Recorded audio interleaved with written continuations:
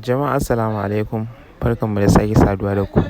To wannan sabuwar channel ce, sai ku mana subscribing domin samun labaran mu akai-akai.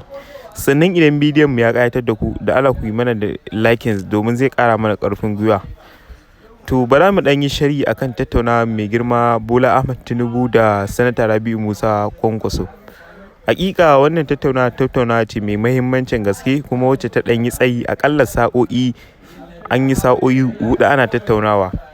Sai dai kuma akwai wasu bayanai na sirri da suka fita wanda yake nuna cewa mai girma Bola Tinubu ya tattauna da injiniya Rabi'u Musa Kwankwaso akan yiwuwar zai tafi da shi a yi mulki, sannan kuma za a bashi mukamin minista ko kuma a bashi ministan harkokin noma.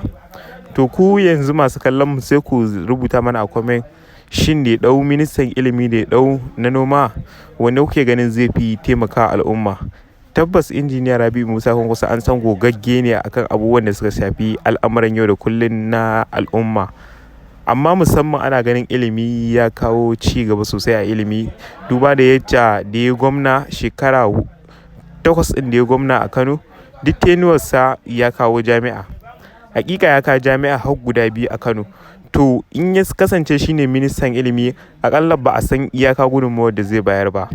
Domin mutum ne jajirtacce, a ce wai zamansa ba gwamnati hakika ci bayani ga al'umma.